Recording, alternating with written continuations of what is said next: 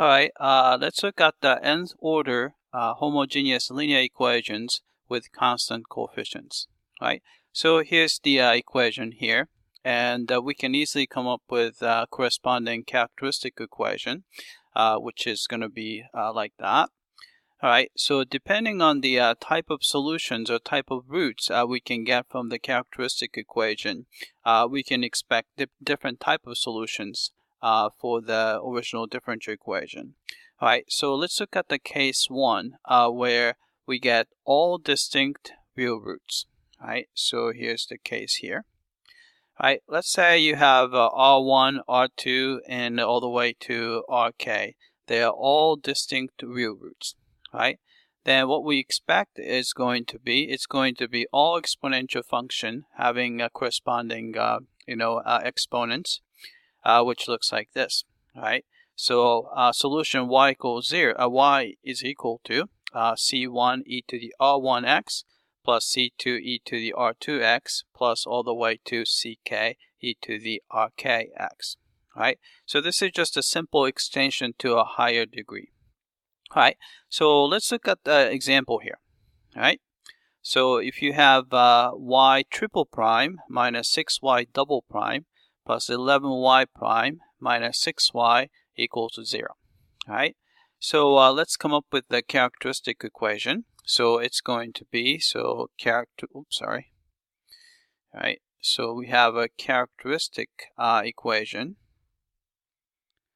is going to be r cubed minus 6r squared plus 11r minus 6 equal to 0. All right.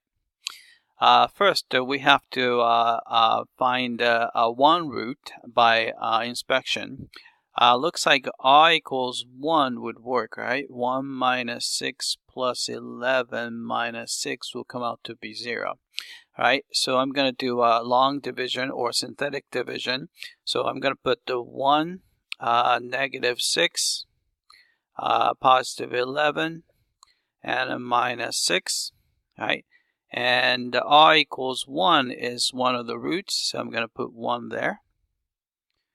All right. Then I'm going to bring 1 down here. So we're going to get 1 here.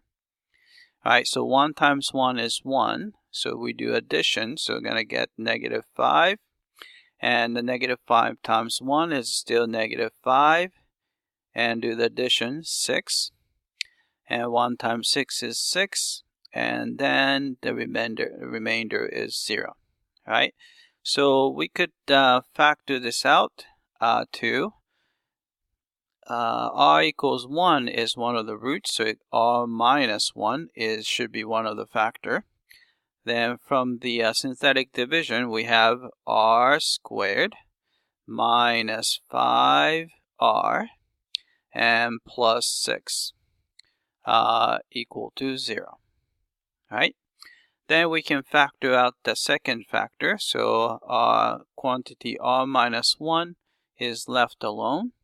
And this is going to be r minus 2 times quantity r minus 3. So that will probably work out is equal to 0. All right.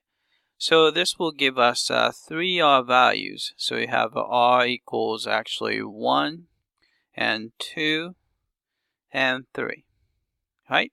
So therefore, the general solution of the for the original differential equation would be y is equal to c1 e to the x plus c2 e to the 2x plus c3 e to the 3x.